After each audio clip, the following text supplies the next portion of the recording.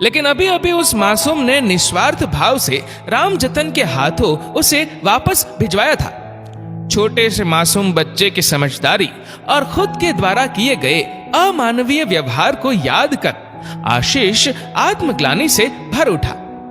पेट की मजबूरी की वजह से मात्र 5 रुपए के लिए किसी अजनबी के सामने हाथ फैलाने वाले उस मासूम का चेहरा याद कर आशीष का हृदय व्याकुल हो उठा।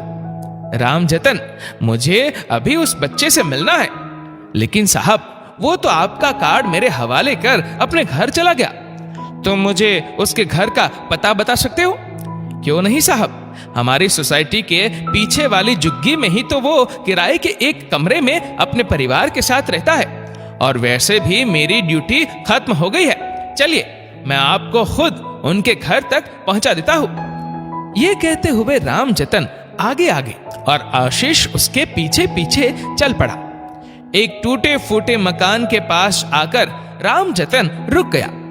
साहब, यही रहता है गणपत का परिवार।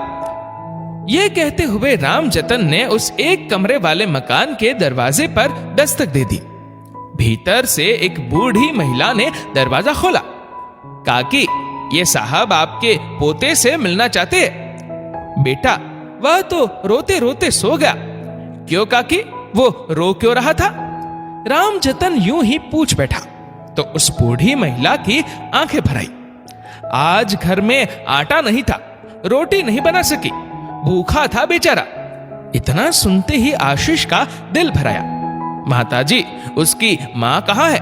आप मुझे उनसे मिलवा दीजिए। उसकी माँ तो उसे जन्म देकर ही मर गई थी, और अब तो बाप भी नहीं रहा। मैं बेसहारा उसे जैसे तैसे पाल रही हूं।